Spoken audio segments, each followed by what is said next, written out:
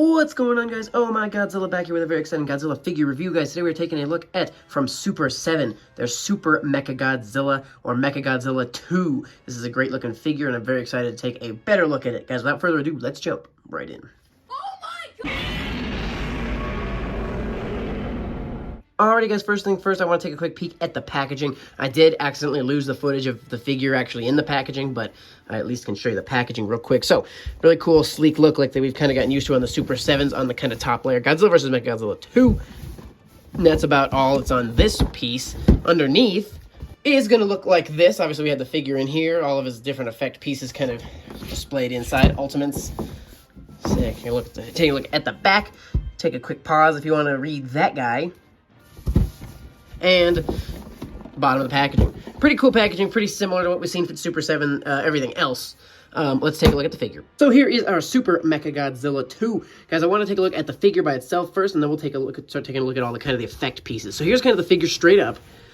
Has the spines are detachable, and you can add that. You can add the Garuda ship into his body. But just taking a look at the figure by himself, guys, great detail and whatnot. Not a ton of paint, different paint colors. You just kind of have the silver and the black for the most part. But our detail's definitely looking really nice.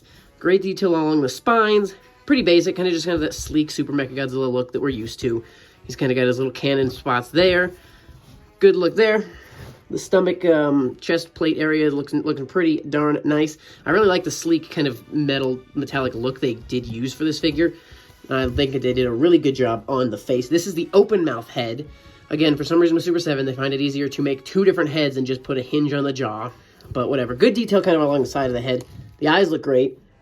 Kind of did a good job, capturing those slanted slits and whatnot. The mouth has good detail. You can see the bottom kind of has texture on there. Top has texture. Teeth look great. Nice and they're pretty nice and sharp. So good detail overall on this figure. At least, and there's our open mouth head. Taking a quick peek at our other two heads. We got the closed mouth head. Pretty much the same deal. Detail's fine. Looks good there. The closed mouth, the teeth look good. I think they did a good job of capturing kind of the closed mouth teeth look. Again, the eyes are fine. Kind of the head spikes. Looks fine. And then we also have a kind of a flight mode head. Closed mouth again. Pretty much gonna be the exact same piece, just a different neck kind of joint. So we'll take a look at the flight setup here in a little bit. But there's the three heads that we have with this figure. We also have two sets of hands. So as you can see with these hands, these are the hands that came on the figure. Fingers are pretty close together, thumbs kind of out separate. And then we have these other hands where the fingers are a little more straight out. I kind of put these on the for the flying mode. So we'll throw those hands on the figure when we check out that flight mode. But there's our two different hands. I hardly see the point in making two different hands when you got the, But, I mean, it's fine. We got more effect pieces, so that's always cool. So we'll take a look at the flight mode now. So here we have our flight mode MechaGodzilla. I added the outstretched hands. We do have 4 kind of bursts of energy or, flames, just lifters to kind of help him stay afloat. So that's cool. We have those effect pieces. And then there's that head in effect, kind of looking straight out. I'm glad they gave us this head. Really cool. And just a unique piece. It would have been nice had the neck articulation just been good enough that this head could have sufficed, but that's fine. So we do have the 3 heads on there. I wish we had a little stand. I'm sure you could find a stand that would fit him, but it'd be cool to have a little stand to pose him in the flight mode. But there's the flight mode for you guys. Let's go ahead and take a look at the Garuda. So we'll take a look at this kind of by itself first, and then we'll slap it on the back there. So I like how even the inside, the part that's right up against his body, is detailed. So if you want to use this as kind of like a ship, it actually does work because the bottom does have good detail as well as the top. Not really any paint on the bottom, but that's okay. Just kind of the silver, whatnot. Taking a look at the top, though, and kind of the back, we do have some good black paint in here. G-Force is listed on both sides. I don't remember just what exactly everything looked like on the ship, so I can't tell you how 1000% screen accurate this is, but it's a nice looking piece. Kind of got the command center, cockpit, and whatnot. I assume that's kind of all that is up here in the front. And then obviously we do have articulation on this piece, 90 degrees or a little more, I guess, for when those cannons do come down on top of Super MechaGodzilla. So when it comes to pairing the two, it's really easy. we just take the figure, these spines pop right off. They actually don't stay on well enough. They're really easy, like even if you click them in kind of, I mean, they fall off pretty darn easy. That's a little bit of a downside, but then this piece obviously just kind of slaps right into that gap that we have left on MechaGodzilla's back, and voila, Super MechaGodzilla is born. And obviously the cannon can kind of come down. Looks great. I just love his look having that cannon on him. Guys, moving into articulation of MechaGodzilla. So obviously we do not have any mouth articulation, unfortunately, because Super 7 hates mouth articulation. They just would rather give us multiple heads. But we do have an easy 360 on the head. Tiniest bit of up and down. Almost nothing, though. Easy 360 on those arms, though. That's nice. Pretty stiff articulation on the at the elbow. But we do have it, about 90 degrees worth of bending. And some rotation as well. About that much rotation.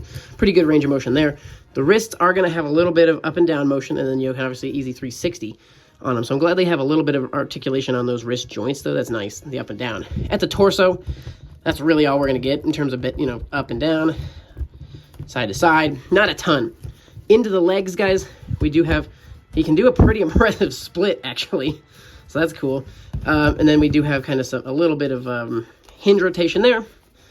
In terms of knee, that's about all we'll get out of it, but it's better than nothing. And then we do have good point and flex on the foot, kind of being able to give us a good.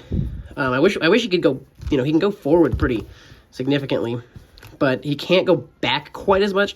Especially when that flight mode, it would have been nice if the feet could be kind of more straight back, really give him a streamlined look.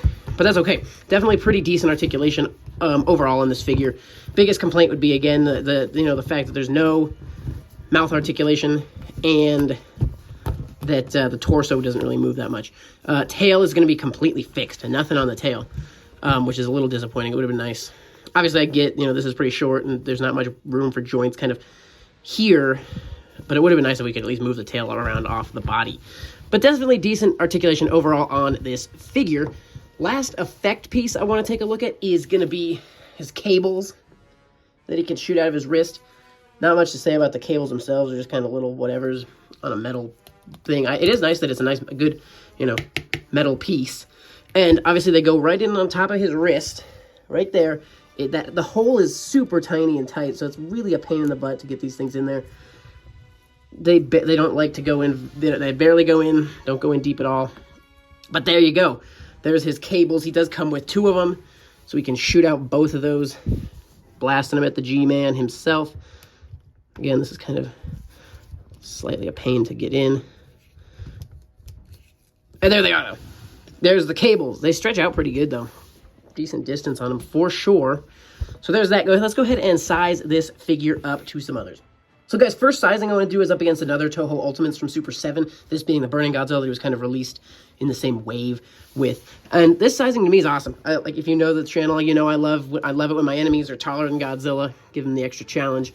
So I think this scaling to me is very good. Definitely a fan of that. Busting out another Super MechaGodzilla, or just MechaGodzilla 2, I guess. This is from the Bandai Anniversary Memorial Box, the 40th.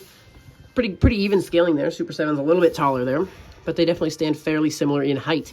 By the way, I freaking love this figure. Trendmaster's MechaGodzilla 2 is definitely going to be a little taller than our guy here. Trendmaster's also went ahead and gave us mouth articulation, so that's amazing. But pretty even scaling there as well. This is a pretty universally sized figure, I guess. And just to show you that he does not scale at all with our Movie Monster series, this is the 2023 Super MechaGodzilla from Bandai Movie Monsters series. There's that scaling with the 6-inch. Alrighty, ladies and gentlemen, this has been our Toho Ultimate Super 7 Super MechaGodzilla figure review. This figure is definitely an awesome one, coming in about $85. Definitely still kind of in that ballpark of Super 7 being a tad in the expensive department, maybe a little too expensive, but we do get a good amount of accessories on this guy, which is a very nice change of scenery. We get the 2 sets of hands, 3 different heads, the Garuda Super MechaGodzilla, the 2 pieces, and then obviously our 4 propeller, fire jet afterburners, whatever you want to call them. So definitely very cool on that department. Definitely love this figure. One of Super 7's strongest additions to their set. I'm very excited to get the Meltdown Godzilla and the Destroyer. Hopefully here at some point this month. I think those will definitely be potential figure of the year candidates. I think that Destroyer looks amazing. So I'm really hoping those ship. I know people are getting the in-hands already. I have not gotten the shipping notification from them quite yet. So I still think there's a chance that they come this year, but who in the world even knows? But guys, let me know your thoughts on this figure in the comments section below. Thank you so much for watching. Stay tuned for more, and we'll see you in the next one.